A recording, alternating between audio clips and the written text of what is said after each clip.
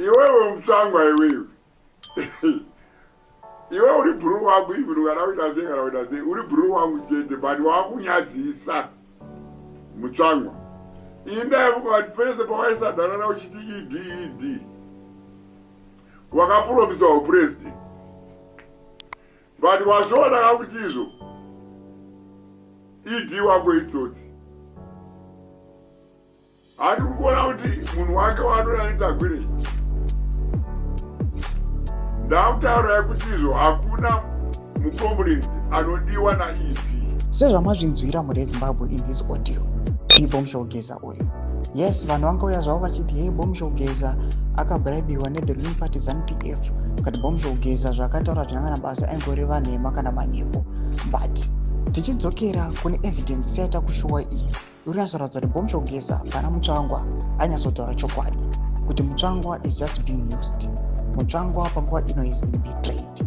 Mashoko aBomi Shogeza they are now coming true. Panguva ino chokwadi chakubuda pachena.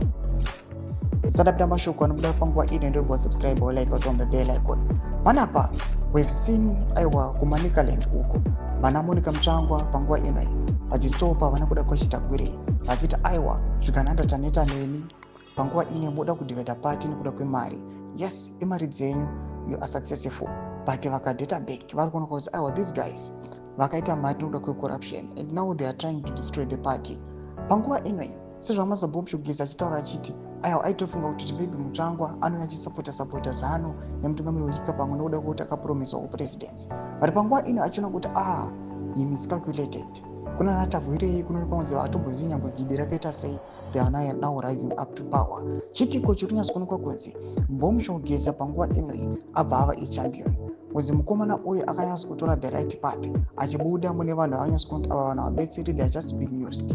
Pana pakuri kuonekwa kunzi just a small group of people who are surrounding the president ndo vari kubenefita but vamwe vese havana chavari kuwana. Panapa vana Mutsvangwa muri kuona they've been betrayed nevamwe vese muri kunyatsokuona panguva ino vangava maveterans. Panguva ino chokwadi kunyatsokubuda pachena.